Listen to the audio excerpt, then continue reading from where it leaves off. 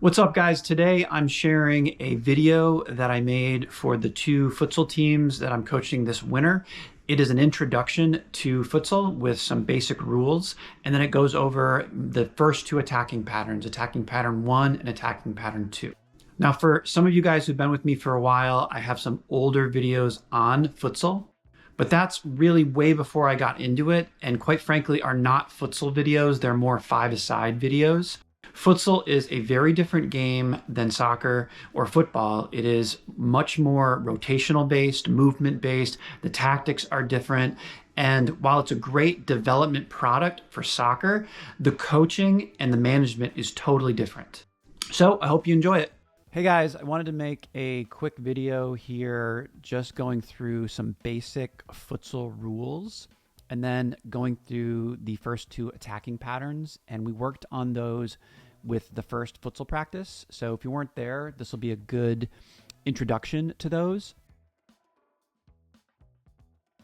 So the first thing is that futsal in general is a much faster game than soccer. In general, you're under pressure very quickly. So decisions have to come much faster than you're used to when you're just playing soccer. The key to this game is rotations and movement.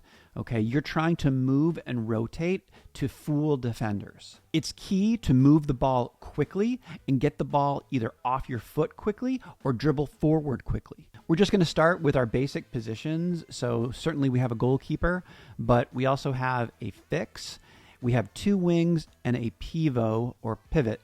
Some people pronounce that T, some people don't. I'm going to be referring to it as a pivot from now on. And this is the system that we're going to play, which is known as a 1-2-1. Some people call it a 3-1, but it's basically a diamond with a goalkeeper. So the first rule that you need to know is that there is no offside. Okay, there is no offside as there would be in soccer. So players can go as far forward as possible with no real repercussions. Anytime the goalkeeper has the ball in his hands, it's called a goal clearance, okay? And so here you can see the goalkeeper has the ball, and most of the time, if there's not much pressure, we're just going to roll it out to what we call the fix, okay? Now, if there is pressure, we'll talk about that in a later video on how you deal with high pressure in futsal. But in general, we want to basically roll the ball out or play the ball to our fix for most of our starting attacking positions. Now, the goalkeeper on a goal clearance only has 4 seconds to give the ball up, so you can't hold the ball forever. And that also applies anytime the ball goes out. So if the ball goes out, sort of here at the top of the screen, you'd have, you have to put the ball down, you have to actually physically stop the ball, and then you have 4 seconds to put the ball back in play. And there is a 5-meter mark in terms of how much defenders have to give you in order to play a ball in. Another rule that you need to know is after you've had 5 penalties or 5 fouls drawn, they start with penalty kicks. So this discourages, physical play that is over the line because this is a game that can get very physical very fast. You are not allowed to slide tackle in futsal. Now you can slide to try to block the ball, but there is no slide tackling. Substitutions are made on the fly, so you don't wait for the ball to come out. You can sub in and out any point at any time, okay? And the coaches will help you with that, but it's not like in soccer where you go up to the line, you wait for the referee to call you in. The coaches will just tell you, hey, go in for this guy now or sub in now. It's totally on the fly. So the other rule that we have to know is you're only allowed to pass it back to the goalkeeper once while you're in your half. So you can't pass it back a second time like shown here, or that would be called as an indirect kick. So you only get one pass back every time the ball's in your half. Once you played it back, you can't go back to the goalkeeper unless you've dribbled or passed into the opposition half. Then you can play a ball back again to your goalkeeper. Lastly, guys, we actually get one timeout per half with futsal. So that'll be up to myself and the other coaches whether or not we want to call a timeout, but you get one timeout per half.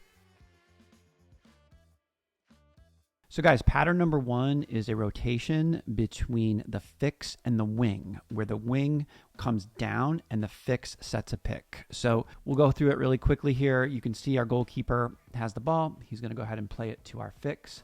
And again, when you have the ball as a fix, if you want to shout out the pattern number, you can say 1, 1, 2, 2, just to get everybody on the same page. So they'll play a ball to one of the wings. Here we're going to play it to the right wing. Now before that ball comes, our right wing needs to check out and then check back in, lose their man. So they're going to do that. The ball is going to then come to them. And you can see here the fix is going to come over and set a pick for a defender. And I'll add defenders in a minute so you can see that. The wing is going to take a left-footed dribble, hopefully, into that space of the center area. As that pick is set, our pivot is going to check out, check in, and you can see here the 10 is going to come to the ball. As that happens, the positional switch between the fix and the wing is now on. So the wing set a pick. He now becomes the fix set a pick, and now that fix becomes the right winger. So the 4 is now going to become a winger, and the 7, which was a winger, becomes the fix. So that ball will go into our pivot, our number 10. And they really have two options here. So there's going to be back to pressure. Likely you're going to have defenders on you right away. And they can either, at that point, lay it off to the fix who set the pick, who's now the wing, the number 4, or they could play it over to the 11. And what we're looking to do is play a ball into one of either the wing on the opposite side or the pivot coming in. The wing on the opposite side should go to the second post. That's probably the best option. And the pivot should go kind of into the middle, looking for, again, a cross. Here's a 3D rendering showing it, guys. Again, ball goes to the fix. The fix plays the ball out to the wing, comes over and sets a pick. We then get the ball into our pivot, lays it off for the wing, who was the fix, who then plays second post for the opposite wing. Here's just a look at this with defenders. So again, ball goes out to our fix, who plays it into the wing. That fix is going to come in and set a pick. The wing's going to come around, play our pivot, who then will lay it off for the fix, who became the wing on that side, looking to play the wing on the opposite side to the second post. Okay, guys, so pattern 2 is a switch with the pivot and the wing, and it starts very similar where the goalkeeper plays the ball out to the fix. The fix then looks to play to the wing. Now this time it's going to be closed off, so the wing is going to play it directly back to the fix, and this is where the switch comes in. So now the wing here on the right side, the 7, is going to go into where the pivot is, and the pivot is going to come out to the wing. That should open up space out wide for the 10 here, who was, again, the pivot, is now the wing. He'll get the ball from our fix. The fix will then make an overlapping run. The wing on the opposite side now becomes the fix. And you can see here the overlap is played, and we're looking to get the ball over to the second post and score. Here it is, guys, again in 3D. You can see the fix plays the wing, plays it directly back to him. Then there's a positional switch between the pivot and the wing, plays it to the pivot, overlapping run, plays it to the second post. So guys, here we are again, just adding the defenders so you can see that. And really the off the ball movement to move the defenders is huge. You can see here we play it right back to the fix. There's that rotation between the pivot and the wing. And then, if the overlap happens, great. If there's an advantage 2v1, we might want to take that right away. Either way, looking to take advantage of the second post. So guys, that was just a brief introduction as well as our first 2 attacking patterns. Hopefully, once we get into training, those will become a little bit more familiar and you'll get used to them.